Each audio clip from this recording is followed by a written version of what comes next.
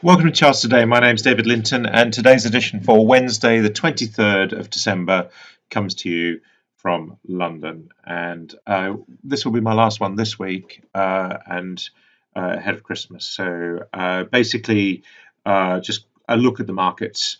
Quite a lot of green, so markets are shrugging off the virus fears. We're seeing the dollar has recovered a little bit. Remembering this is my long term, my medium term, and short term view of the market. So the dollar has had a little bit of a better week, which is showing up in that weekly candle.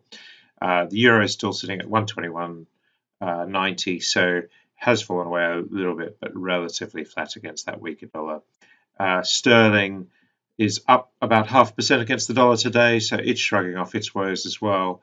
And we're sitting around the 134 level. So has ended the year higher than we started, so that's looking pretty good. And against the euro, still around that 110 level, which really has been roughly where we've been most of this year since the falls to March. Bitcoin sitting at $23,600. So after a very strong week last week, we're holding those gains. So that tells you something. S&P 500 index was down 0.21% yesterday. We're seeing the futures up about 0.25% on the S&P, and on the Nasdaq 0.2%.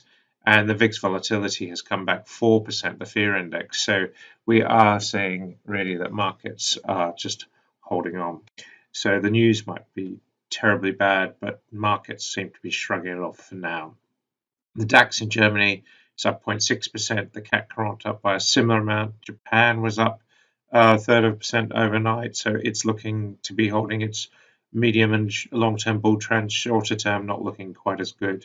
Standouts have been really India. India's up 1% and really has rocketed from a base this year, so that's looking very good indeed for India. And if we look at gold, we see gold up 0.5%. So it's just still a little bit weak short term. Silver holding its level up 1.5%, looking stronger, but again just below there. Copper up 0.7%, but has been a bit of a seesaw this last week, and US 10-year yield sitting at 0.92%. A lot of talk about increases coming in inflation, especially food inflation. So interesting to see that. We are seeing quite a lot of softs rising as well. Taking a look at the energy mix, Brent crude just nudging this 49.20 level. That's the support level. We do have downside targets, so it looks like we're just going to give up some ground. WTI, much the same picture. Brent crude is back above the $50 mark. WTI sitting, US nat gas sitting at 275.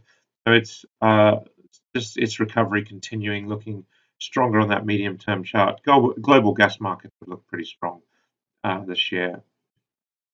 We're seeing also emissions recovering some ground and looking strong for the year ahead, having broken that key 30 euro level. Gas markets have come back a little bit this morning in Europe. We're seeing MVP down 2%, TTF only down 0.5%. But it has been a stellar year really for gas markets. And German power sitting at 47.95, making new highs, hitting the levels that we talked about. New upside target of 50. We may not make it there at the year end, and we enter a new contract, of course, but looking pretty strong. Nordic Power also looking pretty good this morning, up 0.7%.